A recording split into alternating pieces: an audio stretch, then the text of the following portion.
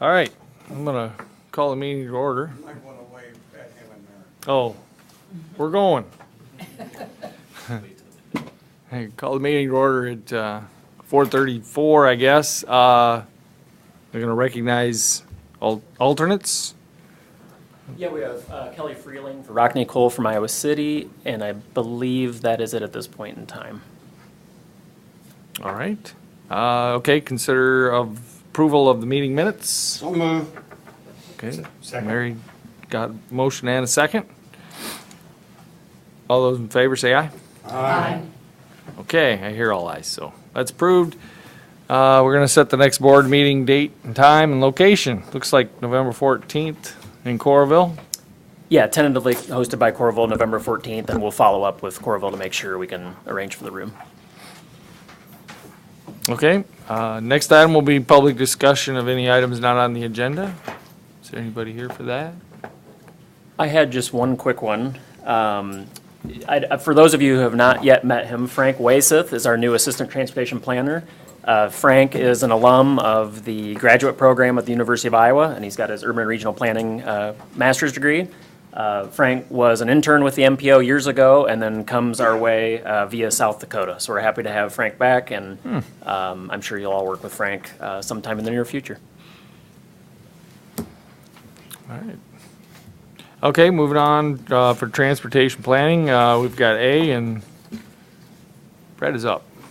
Brad Newman, Assistant Transportation Planner. What we have is an amendment to the FY 2018 TIP, not to be confused with the FY 19 that you approved back in July. The 2018, it's on the federal fiscal year, so it runs through the end of September. And the DOT, the Iowa DOT requested the amendment to the FY 18 TIP. So this would make 3 buses eligible for a grant that the DOT is putting together through the Federal Transit Administration.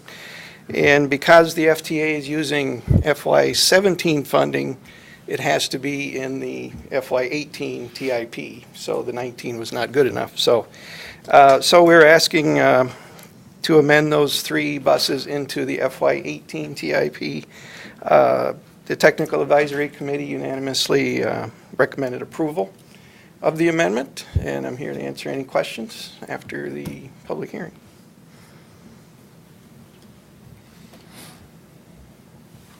All right. If not, I guess I'll open up the public hearing.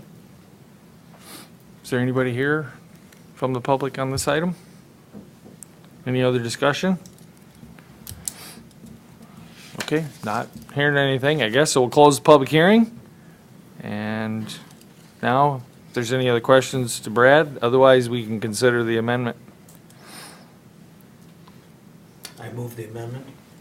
Second. Okay, thanks. Got a motion and a second. Any other discussion? All right, all those in favor say aye. Aye. Opposed, no? Okay, it's approved. Thanks, Brad. Next, item 3B will be discussion regarding Surface Transportation Block Grant and Transportation Alternative Program for scoring criteria for funds allocated by the MPOJC. Yeah, thanks. Kent Ralston, Director of the MPO. MPO grant applications for our Surface Transportation Block Grant funds and our Transportation Alternative Program federal funds will be made available either late January or early February of 19.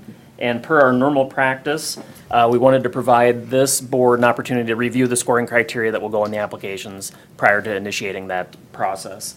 By way of background, the scoring criteria were last revised and approved by this board for use in the 2017 applications. And that was, at the time, it was just for surface transportation block grants because the new federal transportation legislation had prohibited us from moving forward with Transportation Alternative Program funds. But this year it would be both those funding pools. We also used the attached scoring criteria to score and rank long-range plan projects that showed up in our fiscally constrained list of projects. The importance for that is for all of your respective entities to apply for funds through the MPO, that project also has to show up in the adopted long-range plan. That's one of the criteria to do that. So because of that, we, at the time, I think chose to align both the scoring criteria for the long-range plan and for our applications, which just made sense. That's also something that the Federal Highway Administration has been encouraging us to do, so there's a better connection with projects that we're planning on achieving and funding, and those we're actually funding, which makes a lot of sense.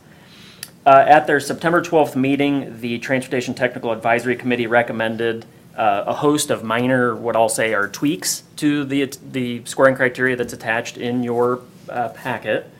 For criteria 1A for economic opportunity, they wanted to increase points as they thought that because our community is growing so fast, the economic opportunity was something they felt very strongly about.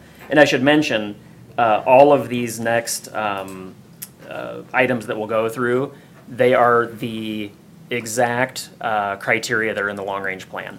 So this economic opportunity is one of the criteria in the long-range plan. The next one is quality of life. They wanted to increase points as there's an emphasis on quality of life in the recently adopted long-range plan. They felt that should have been, I guess, awarded more points, and they felt strongly about that. Criteria 5B for efficiency. They wanted to provide the same number of points for projects and corridors with future congestion as those with existing congestion. Right now in the scoring criteria, you would be awarded more points for alleviating future congestion over existing congestion. And they wanted to make those the same. For criteria 7C for safety, they wanted to generally increase points for projects with a documented safety issue. Right now, you would be earning more points for a project that either has a top 25 mid-block collision rate or a top 10 collision rate, as is indicated in one of our other plans. And they thought that just if you have something documented by an expert, whether it's an engineer, a transportation official, or so forth, that should be awarded this a higher amount of points. In terms of equity for criteria 9B, they wanted to decrease points as most projects would necessarily already include work to correct ADA issues. So if you looked in the scoring criteria right now, if the focus of your project, and that's sort of loose language, but if the focus of your project is to alleviate ADA issues, and that could be a project where you're using MPO funds to go through your community and improve curb ramps, for instance, and bring those up to compliance. Right now, you achieve, I think it's 5 points. They actually thought that was a little high because all of our transportation projects have to comply with ADA regulations. So the idea was that it would be rare that you would have a project solely with the focus of achieving or alleviating ADA compliance issues. So that was for criteria 9B. And then for criteria 10, for local commitment, they had indicated that they wanted to increase points for projects with more than 40% local match. And I think the idea there was just to simply stretch the federal dollars further and give points to those local communities that have a bigger stake in the game, so to speak. Staff supports all of these changes. I consider these to be minor changes, and they're just sort of tweaking things. We can support all of those modifications if the board chooses to move forward with those. However, I don't recommend, and I would not recommend changing the actual criteria themselves, because all of these criteria, as I mentioned, align with the long-range plan. So I think if we want to award fewer points for some or more points for other criteria, that's okay. You know, changing the actual criteria themselves is kind of a bigger issue since we just approved our long-range plan back in May of 17. So the plan is meant to be in place for 5 years. We're really just kind of getting into the long-range plan itself, so it would seem a little odd to me to change the criteria now, but that's, of course, up for debate. What we'd like for the board to do this evening is to discuss the scoring criteria for use and the pending 2019 STBG and TAP grant applications.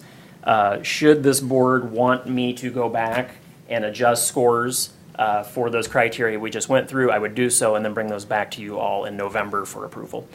Because then we would need our grant applications ready to be, I guess the process to be initiated in January. So we've sort of built in a few meetings for us to work through this issue. I do want to mention also, as I typically do, that the scoring criteria are just one tool to use. I guess it's the only tool, but one thing to consider with respect to funding projects. You by no means have to use the scores to prioritize projects for funding. We typically do, but that's not a requirement. So I went through that pretty fast. I'm happy to try and explain sort of the rationale of the TAC for any one of these if you'd like me to. In all honesty, there wasn't a ton of discussion at the TAC level. It was just sort of, everybody sort of, had a little bit of say in each one of these. And it was a unanimous vote, however, to bring these to you.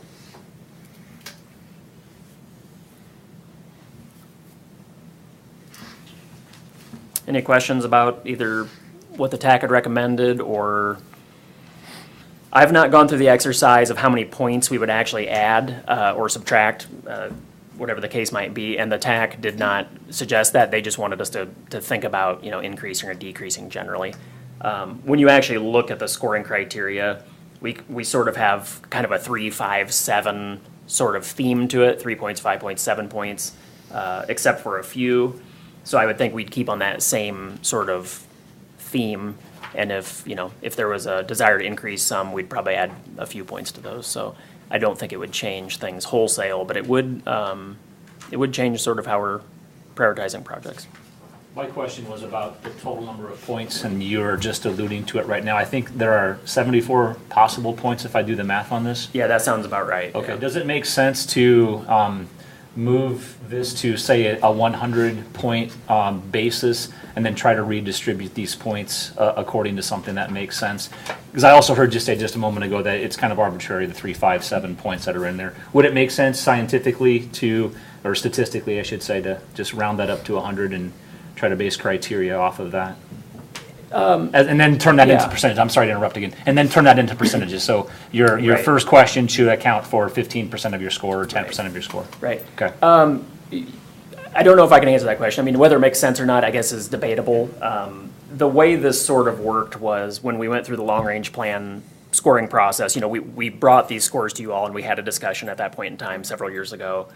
We did the same thing, of course, then for the 2017 applications, like I mentioned. What I'm afraid will happen, and not so much with your question, but what I'm afraid will happen is that if we keep sort of, increasing priorities and decreasing priorities, at the end of the day, primarily all but one of the TAC recommendations were to increase the points, is that if we're increasing, maybe 6 or 7 of the total of 10 criteria, we're sort of not changing anything. It's just sort of a wash if we're just growing the. Yeah, nothing was decreased to offset Right. all of these increases. Yeah, one potential decrease. Yeah. So it's sort of, So instead of. it does feel sort of arbitrary, I guess. Yeah, to some so degree. instead of having point values that were assigned, and by the way, I think this process has worked well. I mean, when this was rolled out, maybe 4 or 5, 6 years ago, point values were pretty fair at that point in time, and they still are. So does it make sense, though, to just bring this up to 100 and then not necessarily look at this as the number of points, but look at the percentage of value that a criteria brings to the overall scoring system?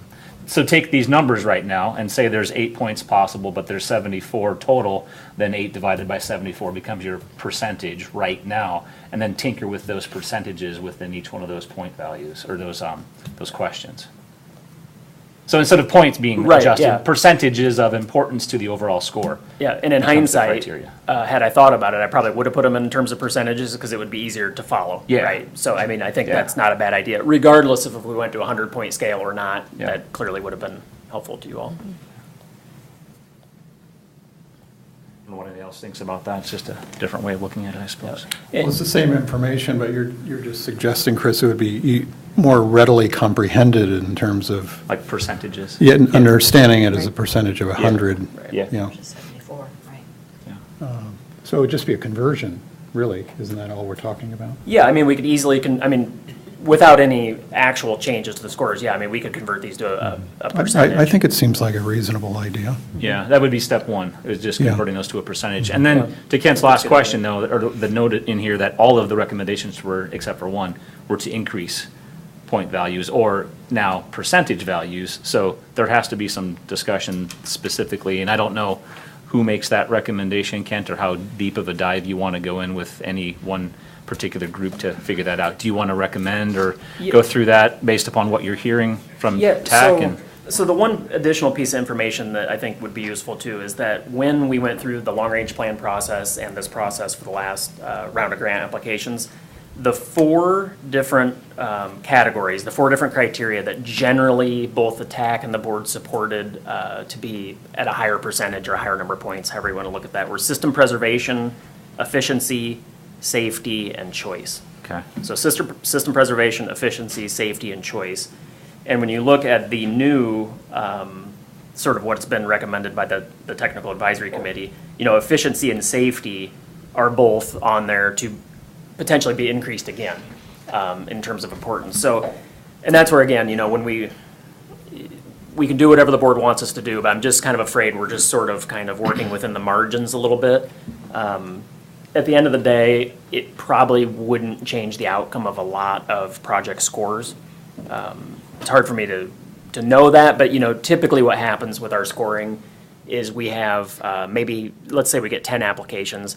5 of those are pretty clearly in the top, and then 5 of those are pretty clearly in the bottom. That's usually how it works.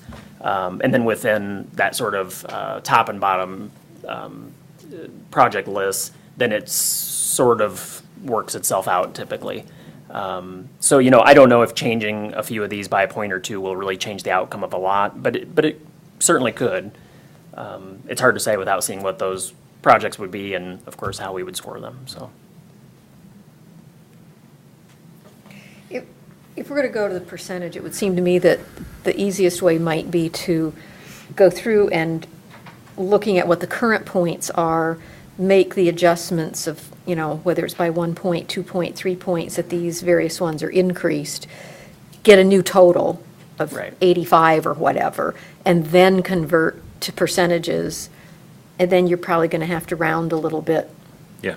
so that you Right. stay at 100, so you don't have 3.2%. Sure. Type And, stuff. and I think the idea of having the percentages is helpful regardless of how we move forward. I think that's a great idea. Yeah, I agree with that, Um, Chris. But again, whether we actually change the scores Yeah. or the percentages, however you want to look at it, is to be debated. I struggle a little bit with recommending these changes because I don't know, from a staff perspective, it's hard for me to tell your individual entities what's more important, whether it's safety, whether it's economic opportunity. It's really, I think, what I'm gathering is a lot of communities have different desires, and if I asked each one of the individual MPO entities, we would probably come up with a different set of scores and percentages. So it's difficult for me to sort of make a recommendation on whether the Technical Advisory Committee's recommendations are a good idea or bad idea. It's just sort of what it is. There's a bit of politics in this, of course, but then there's some rational thinking behind it as well. I would say the bulk of these probably came from Coralville at the time. The Coralville City engineer had some ideas as to what he would like to see change, and I would say the bulk of those came from them. So you put this question out to all of the entities then already? So the Coralville engineer, for example, provided feedback to you. Did you also get feedback from all of the other entities? Yeah, they were all present, but Okay. primarily, I would say the recommended changes came from Coralville, but they were voted on unanimously. That's what I was going to say. Yeah, I dissent mean, here, so everybody agreed that that silence was, is affirmation. right. Okay. Yeah, I mean, they actually did vote. It was a unanimous vote to send that to make these recommendations and send that to this board. Okay. Well, I'd recommend making some tweaks, like Susan just said, to adding a few points to these categories. Sure. And then making that percentage happen, whatever that, up to 100% then. And then if you have to, round down or up by a point, just Sure. to make some even percentages in there.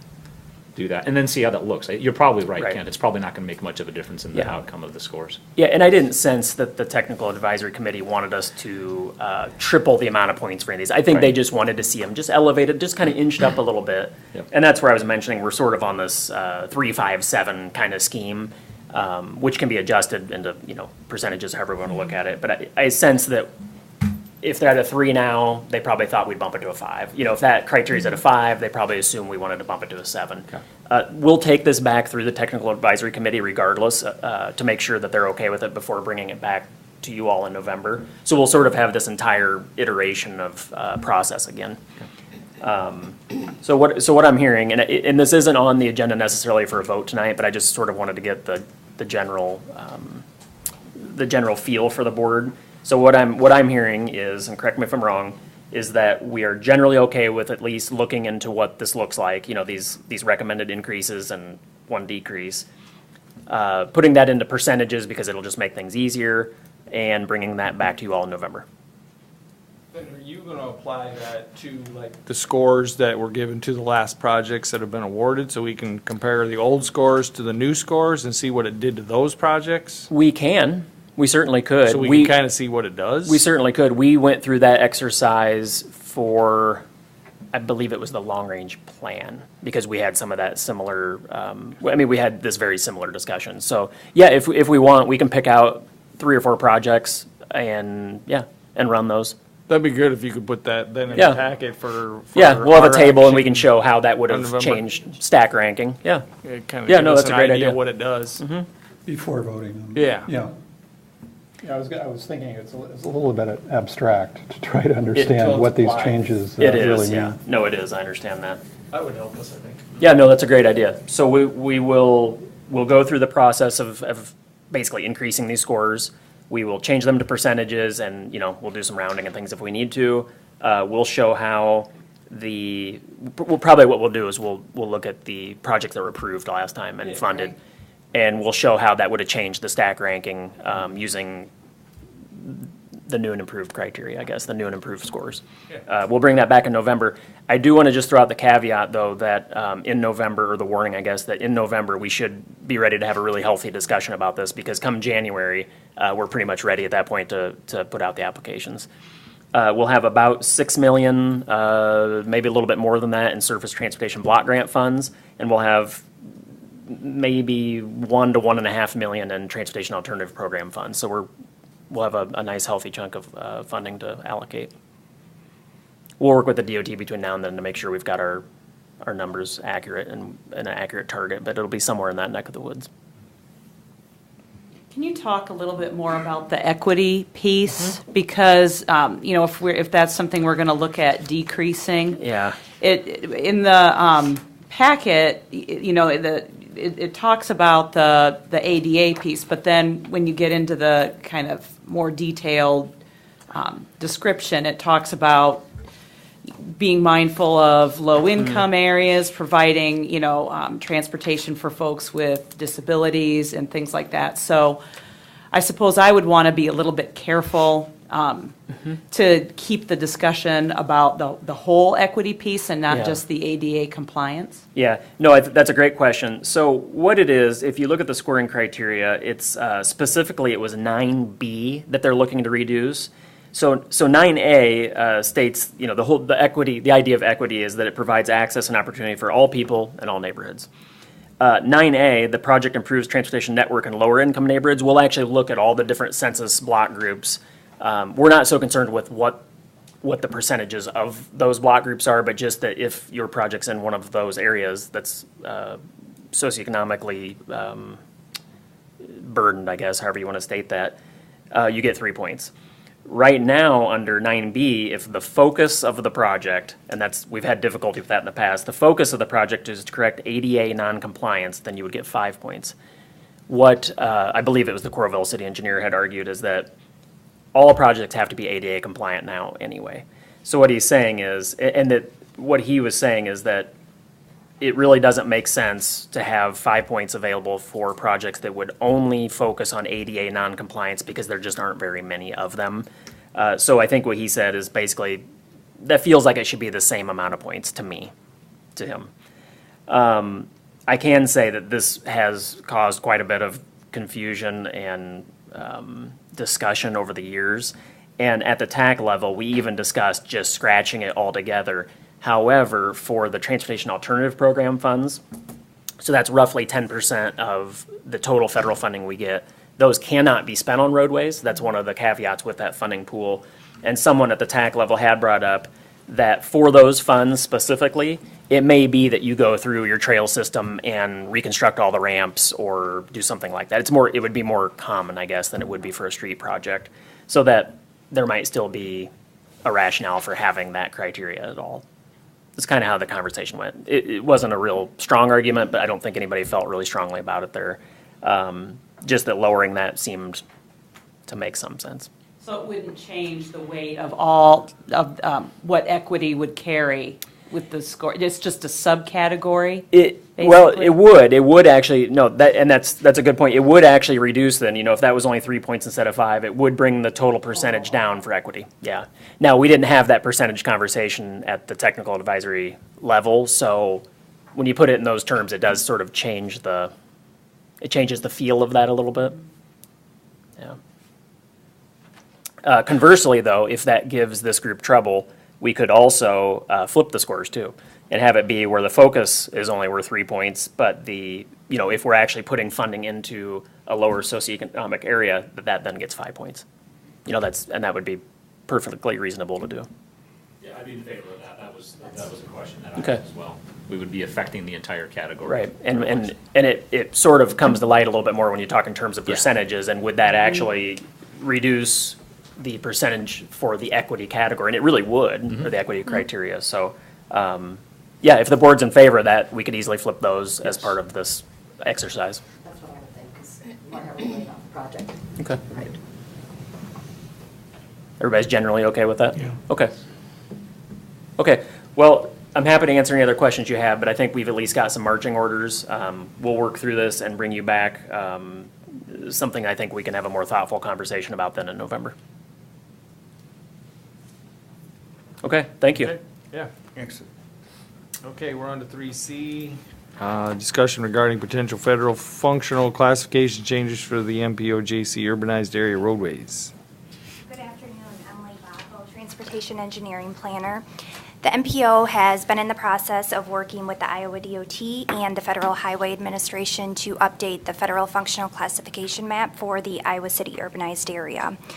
The functional classification system is a hierarchy of 5 roadway classes and identifies which roads are federal aid routes. The classes from highest to lowest are interstates, principal arterials, minor arterials, collectors, and then local streets. The functional classification system's significance to the MPO's activities is that federal funding can only be spent on roadways that are functionally classified as collector or higher. So the grant funding that Kent had just mentioned, the STBG grant funds, those can only be spent on roadways that are classified as collectors or higher. At this September 12th TAC meeting, we asked members to review the current map and identify any roadways that they would like added to the current system. Potential roadways must demonstrate a high level of connectivity within the current system, and future roadways that are not yet built must be in a community CIP in order for the DOT to approve them. Only 35% of the total road mileage within the urban area can be included in the federal functional classification system, and currently the urbanized area is approximately 12 miles under that 35% limit. So once we receive potential roadways identified by MPO jurisdictions, we will take those to the DOT to get pre-approval. Once we get pre-approval from the DOT, we will take that recommendation to the TAC and then bring it back to the board for final approval. I do have the map available that I can show on the screens if anyone is interested in knowing whether or not a particular roadway is currently on the Federal Functional Classification System map. And I'm here to answer any other questions that you have about the process. What if you get more than 12 miles recommended to add, and that puts us over that percentage? Would we have to go back then and take some out? Yes, if we get more than 12 miles added, we will have to take those to the TAC and have a discussion about which roadways are priorities, and then we would bring that to the board as well. Yeah, and the other option too, Susan's of course, if Iowa City wanted to add 10 miles, let's say, you could also reduce the existing mileage by 10 miles. So it's kind of, Right, but so it can that's- be kind of a 1-for-1. Right, but that's what I'm saying, if Right. as an organization, we're going to go over that 35%, then we've got to pull some out that are currently Right. designated in there. Yep, we can either prioritize them and just add them as we see fit, or if Iowa City says, we still didn't make the cut on prioritization, as far as the MPO boards, then Right. in some fashion, you could just say, well, that's okay. We'll remove 2 of our own miles and add 2 of our own miles, sort Right. of independent of, Right. of the board. The board will ultimately vote on that, but I mean, Right. I don't see any problem with that. Yeah. So this item is much like the last item. You can see we're readying ourselves for these federal applications, the funding applications, and this is just another piece of that puzzle. We before every funding cycle, take this through the technical advisory committee, so they're very used to doing this. All of your staffs understand what this means. We just wanted to make sure you all understood it as well and can have a discussion with your staffs if need be. Okay. Thank you. Thank you.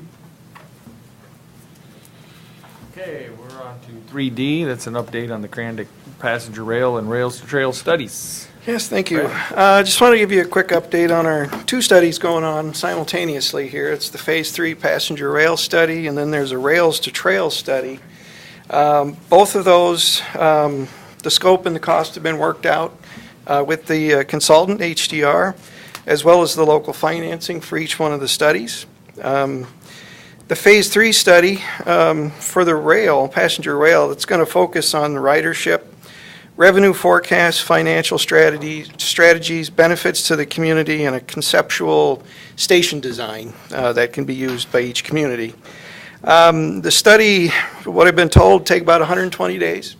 So we're looking at the end of December, the end of the year, before we hear back any results. And I believe the HDR is trying to set up a conference call with stakeholders, I think the week of October 8th. They're having trouble getting everybody scheduled together there. So the Rails to Trails study, that's going to focus essentially on developing a cost to removing the existing infrastructure, the rail, and then constructing about a 6-mile trail between downtown Iowa City and the Oakdale campus, the research park here in Coralville and North Liberty. That study should take about 90 days, so we hope to hear something by the end of November. And we do have a conference call set up with stakeholders for tomorrow. So any questions on those two studies? We'll wait and hear as soon as we can. So that's the extent of Phase 3 is up through Oakdale? And that's it? It's not going For any the farther? trail. For the trail. For the okay. trail, yes. Now, the rail, passenger rail will go to Penn Street. Okay. So all the way from maybe Gilbert Street in Iowa City to Penn Street. Yeah, the trail In study North Liberty. stops at Oakdale because the city of North Liberty already has a trail There's that a trail parallels the there. tracks right in that corridor, so. I Yeah. get it Yeah. now, but I thought that was for Yeah, the no. passenger. I'm like, You're Yep. going to get Zippo. No, they are going to go to Penn Street on that. Any questions? Okay. Thank you. Okay, we're moving on to 3E, update from the MPOJC citizen representative to the East Central Iowa Council of Governments. Yeah, I just wanted to I've not actually met Randy yet, but I appreciate him coming. So just so you all know, you'll remember that every year we appoint a citizen representative from Johnson County to the East Central Iowa Council of Governments. We do that through an application process, and Mr. Lobsher was kind enough to do that this year. So we've asked him to come give an update on things that are important to Johnson County that you all have been working on. Thanks for the introduction, Kent, so I didn't have to do that. So essentially, the ECI COG is really broken down into about 4 different categories.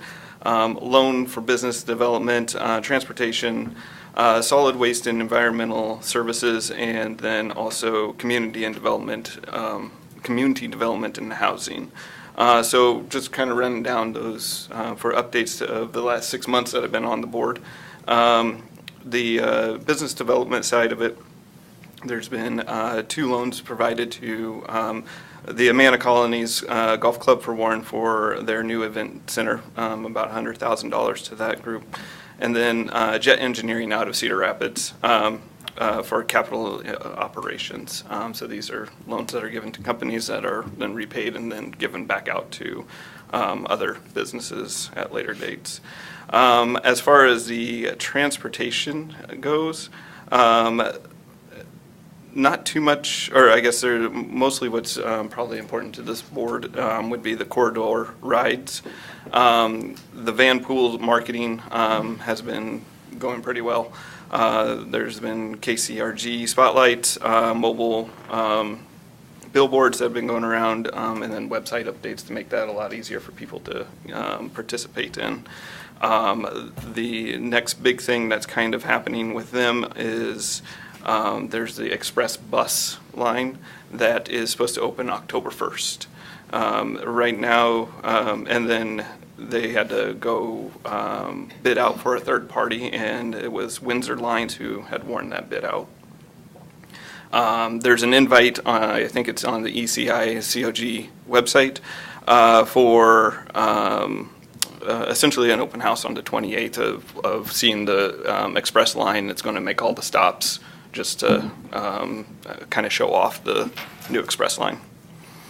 As far as the solid waste and environmental services, there's the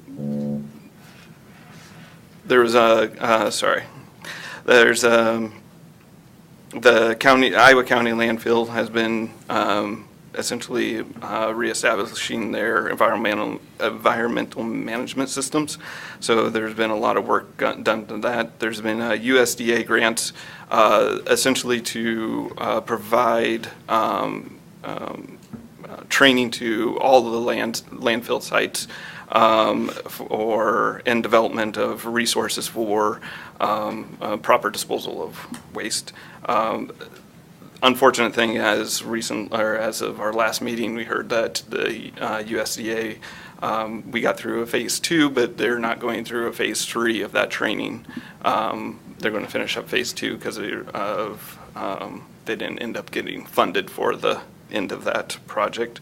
The watershed planning encompasses 4 watersheds: the Clear Creek watershed, Indian Creek watershed, Middle Cedar watershed, and then also the Lower Cedar watershed. Probably most notable out of all of those was the Indian Creek watershed, where they just hired a coordinator that was funded by a $306,000 grant from the NRS, which was secured by the ICI COG.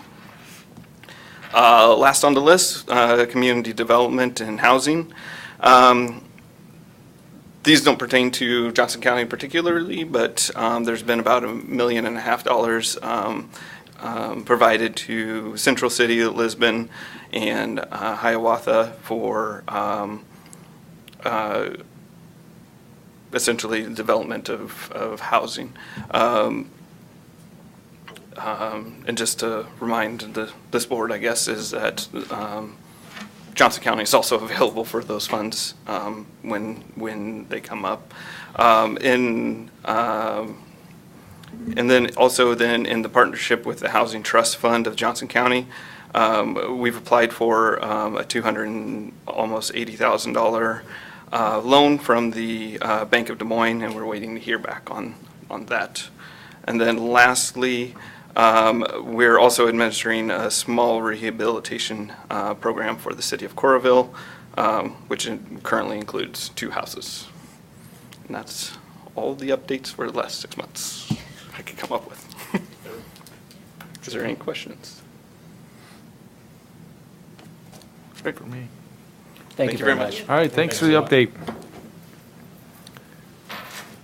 All right, 3F, update from North Liberty staff on significant community projects. Yeah, similar to what we do when we're in your entity, we like to ask for just brief updates on what the community's been up to. Not specific to transportation, but that's of interest to us all. So. Hi, my name is Michael Pentecost. I'm the streets superintendent here in North Liberty. And I was just kind of running down the list of North Liberty's got basically 8 major to minor transportation projects going on right now. Some are complete and some are currently in construction, obviously.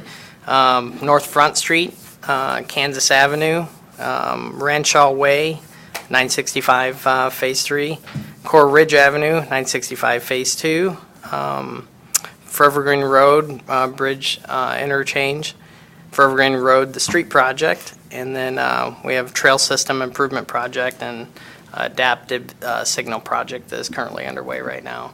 I guess I'll list a couple things from each of these projects real quick, where they're at in the process. Front Street is basically complete right now. It's from Zeller Street to Cherry Street.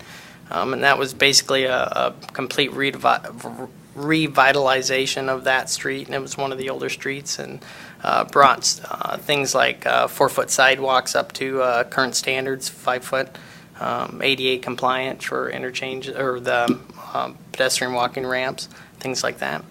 Our Rancho Way Phase 3 is about 74% complete right now. Trail system, lighting, bioswales, 5-lane through the whole area, curb and gutter.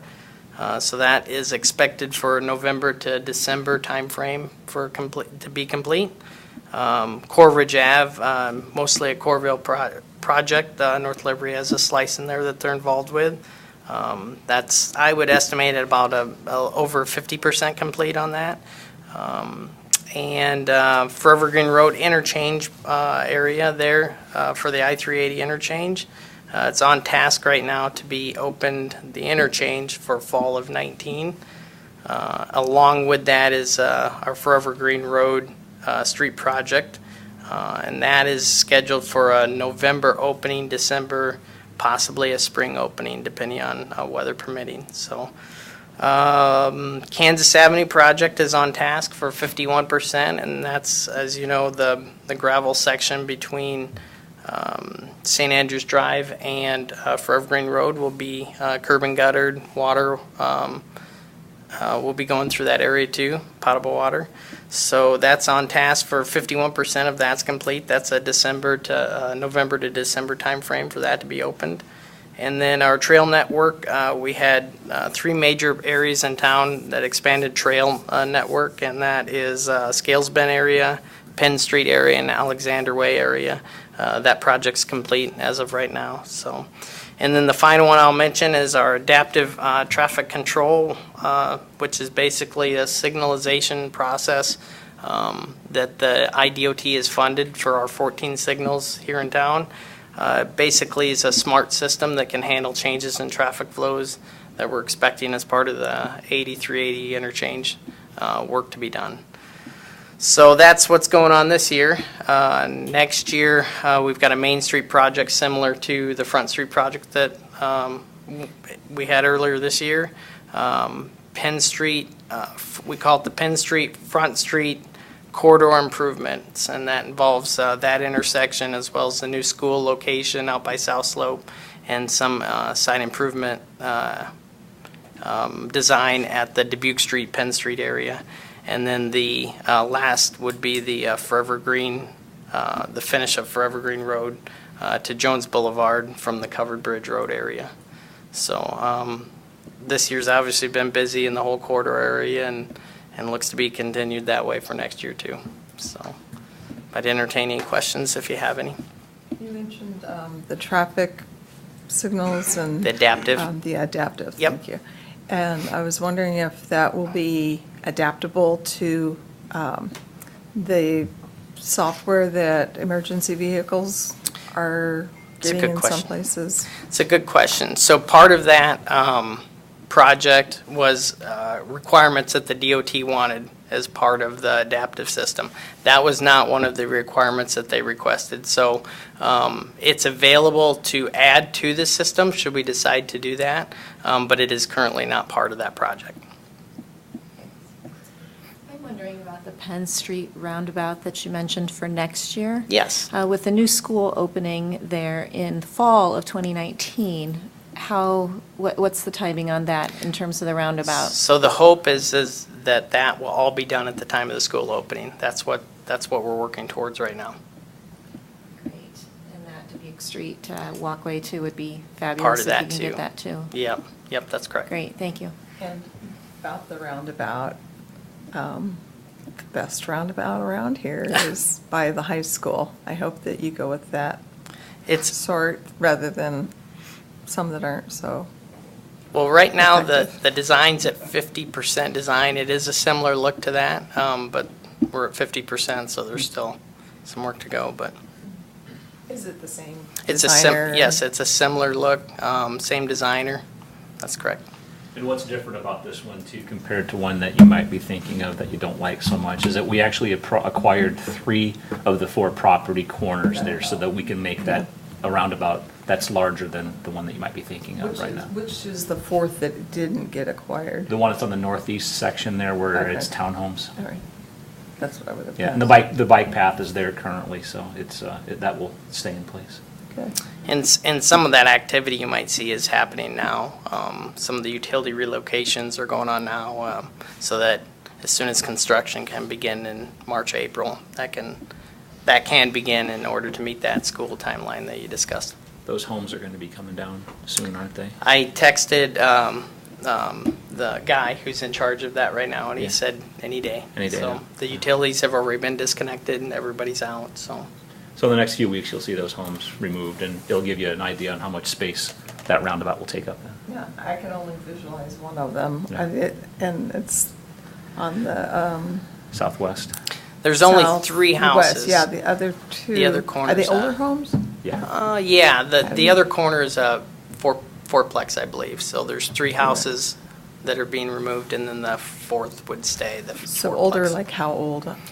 And I'm asking because I was thinking about the salvage barn and folks that like to recuperate or The, recover the I would neat say things inside older 70s, homes. but I think some have been, how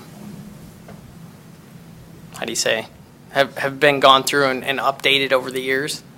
So you said they were built in the 70s? Yeah, I'd Oh, say that's not originally old. maybe.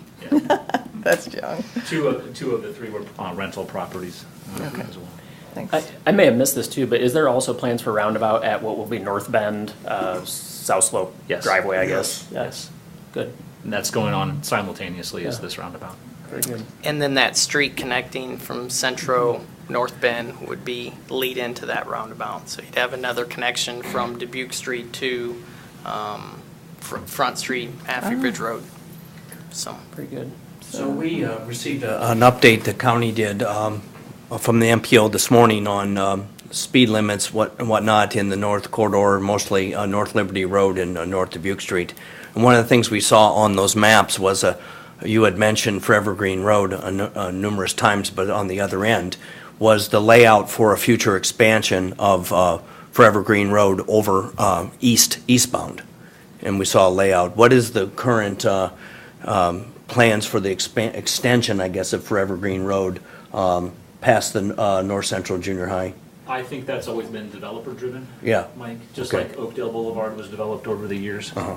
I think that's always been. So the it's plan. not on your 5-year road plan per No, se? no. Okay. Very good.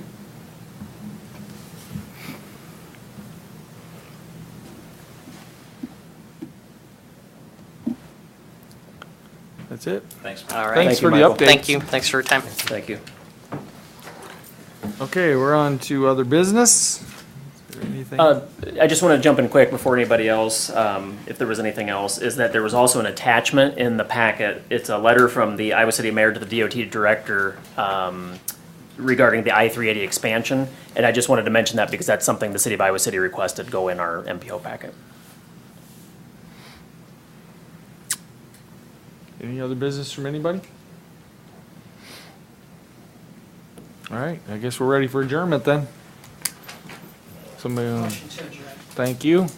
Somebody want to second that? Okay, all those in favor of adjournment say aye. Aye. We're adjourned. Thank you, everyone.